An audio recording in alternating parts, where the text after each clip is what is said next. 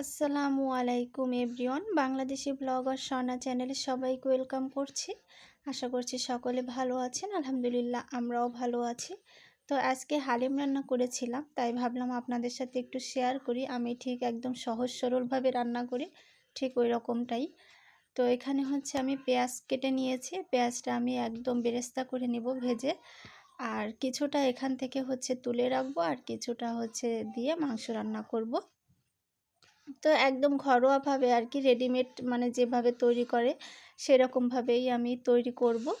তো আমি অর্ধেকটা হচ্ছে গিয়ে অন্য একদিন রান্না করব, আর অর্ধেকটা আজকে রান্না করতেছি। কারণ এক প্যাকেট পুরো যদি রান্না করি তাহলে দেখা যাবে অনেক বেশি হয়ে যাবে।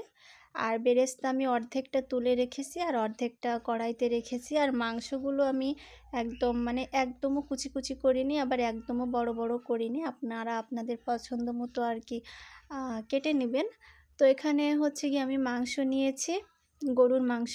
চাইলে কিন্তু মুরগির মাংস দিয়ে করা যায়, আর খাসির মাংস হলে তো একদমই বেস্ট। আর এখন মশলাটা দিয়ে দিব। এই যে মশলাটা দিয়ে একটু পানি দেব, কারণ হচ্ছে গিয়ে মাংসের যে পানিটা ওইটা বের হতে হতে দেখা যাবে যে মশলাটা নিচে থেকে লেগে যাবে। এজন্য আমি সামান্য একটু পানি দিয়েছি, যাতে করে নিচে থেকে লেগে না যায়। আর এরপর হচ্ছে যতটুকু মাংস থেকে পানি বের হবে তা দিয়ে হচ্ছে আমার মনে কষানোটা হয়ে যাবে। আর ডাল দিয়ে যখন রান্না করব, মানে ডালটা দিয়ে যত সময় আর কি জাল পাবে ততক্ষণে তো বাদবাকি সিদ্ধটা হয়ে যাবে। আর এই যে চুই ঝাল দিলে তো কোনো কথাই নাই, খুব মজা হয় মানে চুই ঝাল দিয়ে রান্না করলে। এই যে আমি একদম ছোট ছোট করে আর কি কেটে নিয়েছি। এগুলো আমি আগে দিব, আমি ভুলে গিয়েছিলাম, এজন্য এখন মনে পড়লো, তাই একটু পরে দিয়েছি।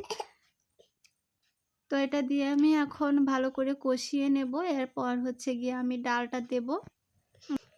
ডালটা হচ্ছে আমি প্রায় 15-20 মিনিটের মতো ভিজিয়ে রেখেছিলাম, মানে উষ্ণ গরম পানি দিয়ে। তো মানে একটু বেশি সময় করে যদি ভিজানো হয় তাহলে রান্নাটা তাড়াতাড়ি হয়, মানে ডালটা যতটা তাড়াতাড়ি ভিজে যায়। তো আমার হাতে যতটুকু টাইম ছিল আমি এই যে ভিজিয়ে নিয়েছি।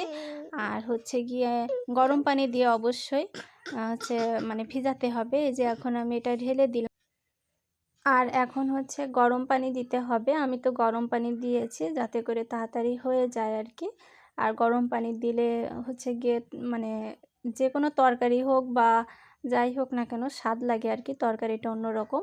তো আমি এখানে একটু বেশি পরিমাণ দিয়েছি, কারণ প্রায় 15-20 মিনিটের মতন ধরে হচ্ছে গিয়ে জাল করতে হবে আস্তে আস্তে, এজন্য। আর ডাল যেহেতু হচ্ছে গিয়ে ঘন হয়ে যাবে আর কি। আর এই যে এর ফাঁকে কিন্তু আমি সব কিছু কাটাকাটি করে নিয়েছি। আমি ঢাকা দিয়ে দিয়েছিলাম, এর মাঝে কিন্তু আমি একটু পর পর আমি নাড়াচাড়া দিয়েছি যাতে করে নিচে থেকে লেগে না যায়। এটা কিন্তু মানে নিচে থেকে লেগে যায় বারবার করে, এজন্য বারবার করে নাড়তে হবে, অনবরত নাড়তে হবে। আর এই যে মানে আপনারা আপনাদের পছন্দ মতো ঘনত্বটা রাখবেন।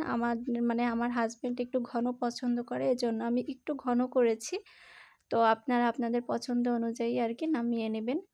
আর এই যে মানে শসা, ধনিয়া পাতা, লেবু, আমি কাঁচা মরিচটা হচ্ছে গিয়ে তখন কাটতে ভুলে গিয়েছিলাম, পরে আমি এই যে কেটে নিয়েছি। আপনারা আপনাদের পছন্দ মতো এখন সব কিছু দিয়ে পরিবেশন করবেন। তো আমার এই রেসিপিটি যদি আপনাদের কাছে ভালো লেগে থাকে তাহলে আমার ভিডিওটিতে লাইক করে দিবেন, আমার চ্যানেলটি সাবস্ক্রাইব করে আমার পাশেই থাকবেন। আল্লাহ হাফেজ, আসসালামু আলাইকুম।